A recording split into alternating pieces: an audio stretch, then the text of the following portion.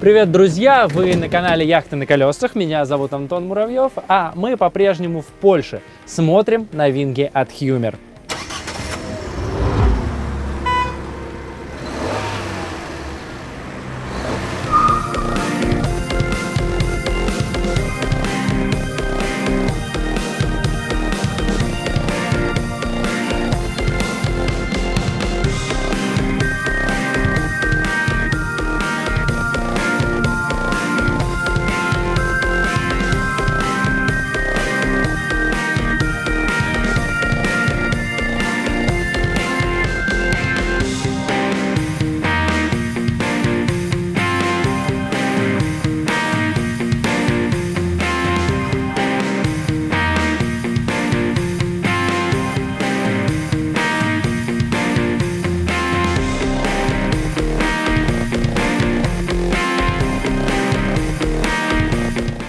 Van Free 540 – один из самых доступных среди модельного ряда Hummer. В данном случае мы имеем Fiat Ducato, но есть Free S. Это будет Mercedes переднеприводный. И при этом это будет тоже все еще самый доступный, среди Мерседесов автодом у Hummer. У меня нет здесь сейчас информации о цене и подробных характеристиках, поэтому все ищите по ссылке в описании. Мы с вами просто посмотрим сегодня на планировку, на качество сборки, на какие-то очевидные вещи, что просто и я, и вы это все увидели. Мне, кстати, очень понравился цвет, в котором решен Van. А вам, кстати, как? Пишите в комментариях, какие цвета больше всего нравятся у автодомов. Кстати, часто многие жалуются, что вот я, например, люблю вены, и многие говорят, что вот места-то нет там совсем в багажнике и так далее. Всегда есть решение. Вот, например, одно из них. Это опциональная история, его можно, естественно, поставить не только на эту модель, но вот один из вариантов. Опять же, варианты могут быть совершенно разные. Здесь есть разные системы хранения, можете все это найти. Это вот Hummer выпускает, и ставите и расширяете возможности. Сзади у нас традиционно разместилась спальня, и она же основное багажное отделение. Вот про эту сумочку сейчас скажу отдельно.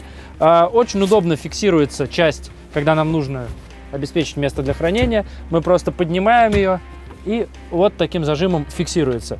Что еще здесь интересного? Новые трековые светильники от Hummer. Металлические, тоже фиксируются на трек, как то, что мы видим у Adria. Раньше я встречал у Hummer только такие старые Dometic с плафончиком, но это вот тоже Dometic. Но вот такие маленькие, аккуратные, новые, элегантненькие. Также сзади под кроватью расположился газовый отсек. Здесь у нас ставятся два стандартных баллона. Эта сумочка – это еще одна опция.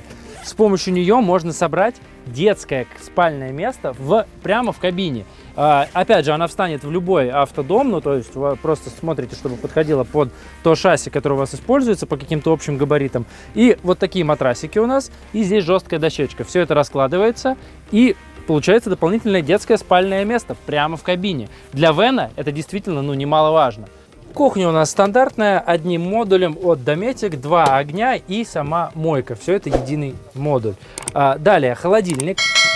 Он у нас компрессорный, и вообще модель классная. Открывается как с одной стороны, так и с другой. Это всегда удобно, когда в венах в торце расположен таким образом холодильник, и мы можем открыть с двух сторон. Что такое компрессорный холодильник, мы уже обсуждали в прошлых роликах. Поэтому переходите на канал, подписывайтесь, там мы все это разбираем. И даже был отдельный специальный ролик, Саша Епифанцев разбирался на заводе, чем они отличаются, как устроены и так далее. Туалет у нас, конечно, объединен с душем, так всегда бывает в венах. Туалет от Tedford с электросмывом и достаточно компактная душевая кабина. Но что интересно, мы здесь видим вот эту гибкую дверь. Очень похожу на ту, что мы встречали в Sunliving у Adria. На них возникали жалобы, они ломались, выпадали из пазов при бездорожье, и их плавно стали в Adria заменять. Мне нравятся эти двери.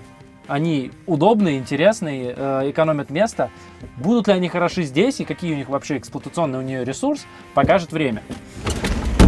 Не знаю, к спальне или к кухне отнести этот шкаф, но тем не менее здесь есть шкаф. Нет, все-таки, наверное, к спальне здесь есть место для установки палки, то есть это скорее гардероб. Вот такое узкое небольшое пространство. Но для кухни тоже есть место.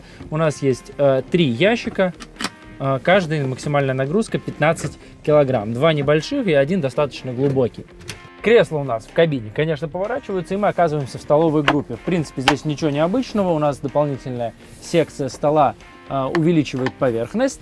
Но что есть из интересного? Вот штатное головное устройство с навигацией и мультимедиа у Fiat. Выглядит оно таким образом. Иногда в комментариях спрашиваете, почему часто здесь в машинах у нас стоят просто заглушки. Ну, потому что с завода это головное устройство стоит достаточно дорого. И нельзя сказать, чтобы оно было прям каким-то супер классным.